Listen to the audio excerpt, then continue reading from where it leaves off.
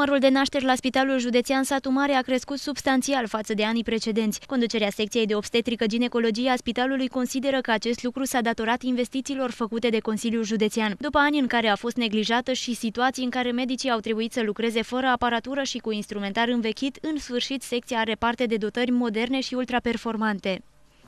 Practic, pe fondul scăderii natalității în România și peste tot, noi totuși am reușit anul ăsta să fim pe plus.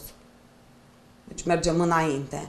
Ceea ce zic iarăși din nou ne spune despre poate că o creștere a adresabilității populației la medicina sătmăreană. Poate că încet populația începe să-și dea seama sau să aibă mai multă încredere în medicii sătmăreni, să aibă încredere în ei, să vină cu mai multă încredere și să-și dea seama că de fapt nu sunt cu mult mai bune condițiile sau calitatea actului medical aici decât în Ungaria. Noua aparatură permite nu doar investigații de mare precizie, dar și realizarea de chirurgie minim-invazivă, toate traducându-se într-un confort sporit al pacientului. În plus, perioada de convalescență se reduce semnificativ, iar riscurile operațiilor sunt mult diminuate.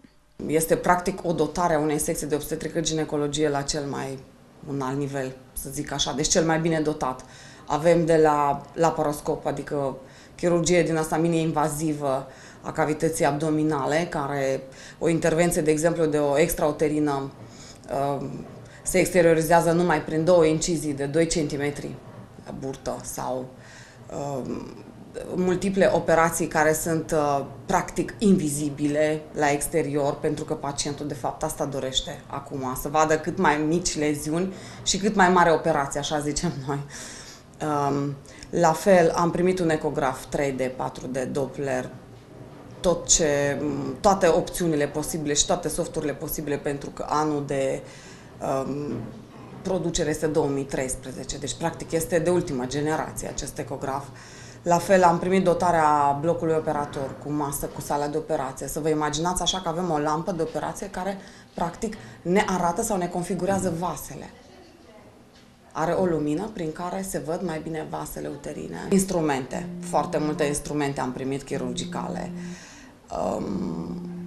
Videocolposcop este o noutate, practic. Pentru anul următor, conducerea secției își propune îmbunătățirea condițiilor hoteliere, în așa fel încât să poată oferi sătmărenților, pe lângă asistență medicală de calitate, și saloane care să se ridice la standarde europene.